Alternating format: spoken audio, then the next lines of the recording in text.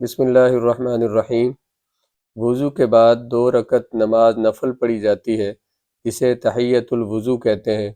انہیں باقاعدگی سے پڑھنے والے کو بھی اللہ تعالیٰ جنت عطا فرماتا ہے۔ حضور نبی کریم صلی اللہ علیہ وآلہ وسلم جب معراج پہ تشریف لے گئے، واپسی پر حضور علیہ السلام نے حضرت بلال سے پوچھا اور حضور نے نماز فجر ادا فرمائی اور اس کے بعد ان سے سوال کیا، یا بلال حدثنی بارجع عمل عملتہ عندک فی الاسلام، اے بلال مجھے وہ عمل بتاؤ جو سب سے زیادہ امید افزا ہے تمہارے نزدیک، جو جنت کی امید پیدا کرتا ہے، جو تم اسلام میں کرتے ہو۔ فإنی سمعت دفن علیک بین یدی فی الجنہ، میں نے جنت میں اپنے آگے آگے تمہارے قدموں کی آہٹ سنی ہے۔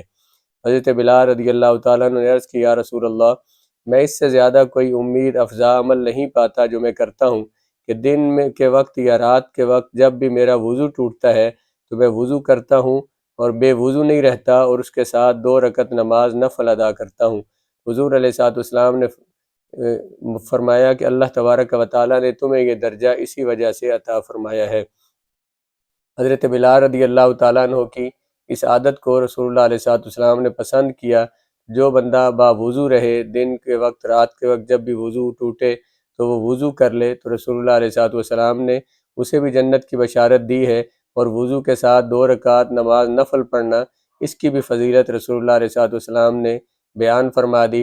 حضرت سیدنا بلال رضی اللہ تعالیٰ عنہ رسول اللہ علیہ السلام کے غلام تھے، اور حضور علیہ السلام کے آگے آگے حضور کے ساتھ حضور کا سامان اٹھائے ہوئے چلتے تھے۔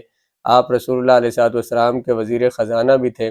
تو جو حضور نبی کریم علیہ السلام جب جنت میں داخل ہوں گے تو حضرت بلال رضی اللہ تعالیٰ عنہ سرکار کے آگے آگے حضور کی سواری کی نکیل پکڑے ہوئے ہوں گے۔ حضور نبی کریم علیہ السلام نے وہ منظر جو مستقبل میں ہونے والا تھا وہ حضرت بلال رضی اللہ تعالیٰ عنہ کو دکھایا اور انہیں بتایا، یہ مثال ایسے ہی ہے۔ ویسے تو سب سے پہلے رسول اللہ علیہ السلام جنت میں تشریف لے جائیں گے، لیکن حضرت بلال رضی اللہ تعالیٰ عنہ خادموں کی طرح حضور علیہ السلام سے آگے ہوں گے۔